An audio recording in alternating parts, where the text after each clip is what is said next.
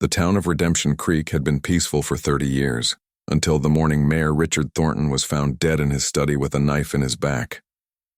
Standing over the body covered in blood was Maya, a stranger nobody in town knew.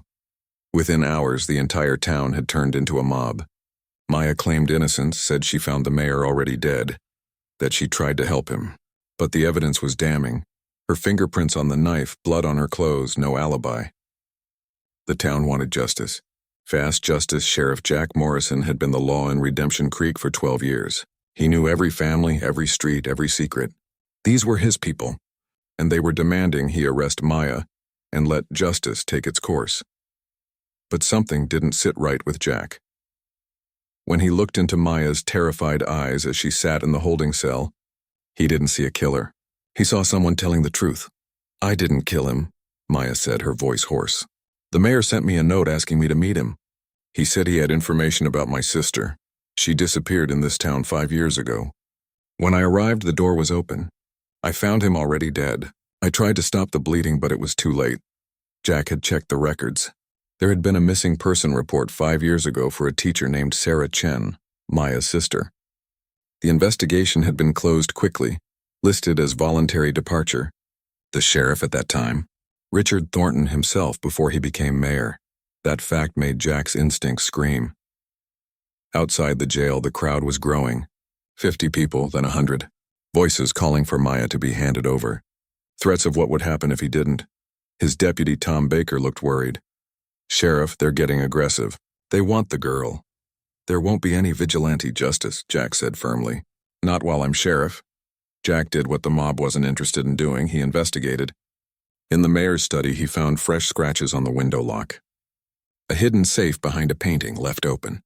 Documents about suspicious real estate deals, and buried in a folder marked old cases. A full investigation into Sarah Chen's disappearance that had never been officially filed. According to these hidden documents, Sarah had discovered something. She had written to then-Sheriff Thornton about suspicious land sales, about people being pressured to sell properties far below market value. She suspected corruption at the highest levels.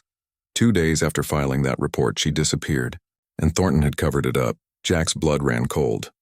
Mayor Thornton hadn't been murdered by Maya. He'd been killed by whoever he was working with. Someone who knew Maya's arrival asking questions would lead to the truth. The real killer had framed Maya perfectly, but who? Jack had suspicions, but he needed time to prove it. Time Maya didn't have. As darkness fell, the crowd swelled to nearly 100 people with torches and weapons. Town council members entered Jack's office with his deputy. "Sheriff, we're moving the prisoner to county jail. For everyone's safety," Councilman Peters said. Jack knew what that meant. The road to county jail was isolated and 30 miles long. She wouldn't make it halfway. "That's not happening," Jack said. "Then you leave us no choice. You're relieved of duty. Hand over your badge and weapon. Tom's the new sheriff." Tom looked conflicted but didn't object. Jack stared at the badge he'd worn for 12 years. It represented everything he believed in: law, order, justice. But these men weren't interested in justice. They wanted vengeance. Maya sat silently in the cell behind him, knowing her life hung in the balance. Jack made his decision. He unpinned the badge from his chest and set it on the desk. Then he drew his gun, not pointing it at anyone, just making his intention clear. "What are you doing, Jack?" Tom asked, alarmed. "What I should have done from the start, protecting an innocent woman." He backed toward the cell. "Maya, stand up. We're leaving." "Jack, you can't," Peter started. "I'm not Sheriff Morrison anymore. You just fired me. So now I'm just a citizen who knows an innocent woman is about to be murdered, and I won't let that happen." He unlocked the cell. Maya stumbled out, terrified but trusting him. "If you walk out, you're throwing away everything," Tom said. "Your career, your reputation, your life here. If I don't, I'm throwing away something more important.